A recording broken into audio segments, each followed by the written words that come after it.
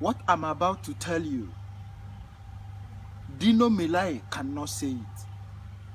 Reno Omokri cannot tell us this part of the story.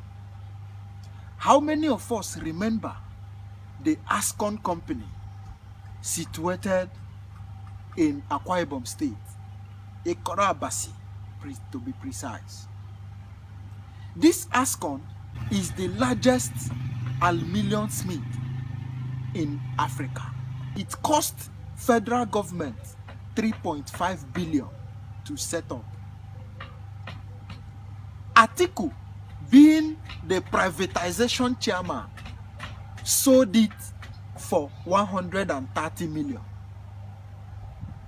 That is to say that federal government lost 3.370 billion in that transaction. Now, imagine that this company is still functioning. Imagine the kind of revenue government will benefit from this company. Imagine the kind of employment it will give the people of Akwa Ibom State. It didn't end there. The Delta Steel Company cost federal government 1.5 billion to set up. Atiku sold it for $30 million.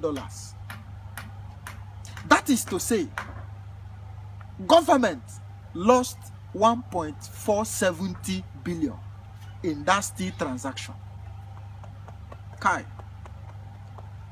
Now, before I go further, I want you to watch this video I am going to play for you now. Watch it with all sincerity, without sentiment.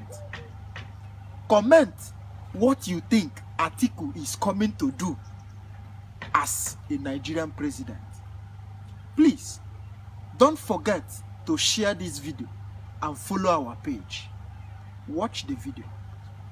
During the first tenure of Olusegun Obasanjo, he created a kind of a council called National Council on Privatization. You know, our constitution says the vice president is the head of the economic council according to constitutional responsibility. So Obasanjo entrusted Atiku with that position to oversee the privatization of national assets to make them more functional, because most of these assets were built by the military government. What happened? In that council that Atiku presided over, we have what they call ASCOM. ASCOM, located in Akwa Ibom, I think Ikot-Basi, was the biggest in Africa in aluminium smelting. It cost federal government $3.5 billion to set up that ASCOM. But what did Atiku do with it? Atiku sold it for $130 million. You have facts. I am telling you, I am quoting figures. In fact, there are facts, there are documents that state this.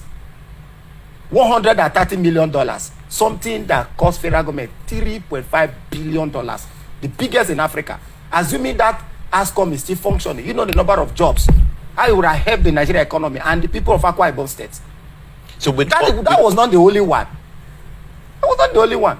Delta Steel Company. It cost federal government $1.5 billion to set up that steel company. But Atiku sold it for $30 million. What about Oshogbo Steel? Are you very sure about this? I am quoting Oshogbo Steel Rolling Mill. In fact, there's what they call National Union of Electricity Employees. They even accused Atiku around June this year, when Atiku talk about a 3-point agenda. They say he's coming to continue what he started. He plunged Nigeria into this situation that we found ourselves. Most of these assets, they were sold with the aims of revitalizing them and making them more functional. According to President Goodluck Ebele Jonathan, in 2011, he described them as massive failure, the privatization policy. Obasanjo wrote a book. Obasanjo picked Atiku after Atiku won governorship election in Adamawa State. He was supposed to be sworn in as governor of Adamawa State. But Obasanjo picked him to be his running mate and subsequently the vice president. Obasanjo wrote a book called My Watch. If you read My Watch, page 31, Obasanjo accused Atiku that the resources Atiku stole from Nigeria can feed 300 million Nigeria for 400 years. Yet, some people are championing his presidency. Some people are busy telling us to vote for Atiku for 2023 presidential election. Reno or Mokri cannot tell us this part of the story. Dino Melaye cannot tell us this part of the story.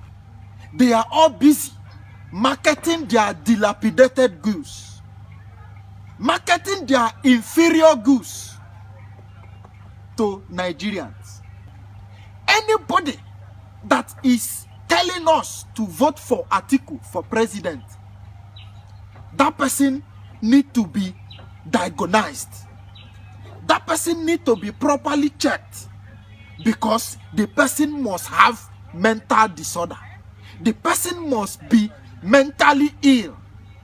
Their children are not involved. It's the children of the poor, it's the children of the innocent that they are using and sending them. They put them like sardine inside the trucks together with cattle. And do you know, most of the time when they arrest these people that are transporting people in trucks and camouflaging as if they are taking animals, but inside concealed are weapons. Are we in a war? These people that have been collecting ransom, who are they? Which bank do they take the money to? Who are the people collecting this money in the bush? Are there banks in the bush? It's not those small boys that you see in the bush that they are using to terrorize and kill people, but some people are behind it, some rich so-called millionaires. Some of the people that come with as if they have legitimate businesses are actually a camouflage. They are the ones using these people to be terrorizing the entire nation. When they do random checks, then they find out, oh no, it's not cows that are inside, there are human beings. They ask them, where are you going to? We don't know. We were told to just come into the truck. We're being transported, and they take them to the forest, take them to the bushes, take them to the mountains, take them to the caves, and distribute them all over. Innocent people are dying. Nigerians, enough. Why are you so afraid? I'm so grateful that there are people that have been speaking. They are speaking, but we don't want to hear them because people are bent on doing evil. But the time has come. God, the creator of heaven and earth, will expose the people that are behind all these killings, all this insecurity. Whatever is their agenda has come to an end. Enough is enough. Nigerians, it is time to take your nation back from these evil cabals. If we can't protect our citizens, which politics are you trying to play? I'm so happy at least there's a little bit, sign of hope. There's a sign of relief as I see the young people rising up. The elections have not started, but the young people are already saying we want to take our nation back. And there's a movement that's going on now with Peter Obi and Ahmed Deti. Hey, I give you kudos, my brother. Thank you for standing up. Ahmed Deti, I thank you very much. You're a young, intelligent Northerner. You are making us proud. Don't let them silence you. They may say, oh, you are from the north. You are trying to sabotage the plans of the north. And I'm so happy with this movement now. And it's not an Igbo movement. It's not a Yoruba movement. It is not a Southeast movement. It is not a political movement. It is a movement of the people to take back what belongs to them. And I want you to join that movement because I have decided I'm part of that movement. Enough of you using this false card of religion, using this false card of, oh, we are Hausa, we are Fulani. Haba, Aya Isapa, I Turi, Yake Bongopa. You're not going to bring this division of, oh, you're Hausa, you are Yoruba, you are Igbo. Enough of dividing us. What we want is one Nigeria. I'll see you next time. Make sure you share this broadcast to as many people as you can. And I want you to like this page and subscribe so that you will know when next I have another broadcast. God bless you, and God bless the Federal Republic of Nigeria.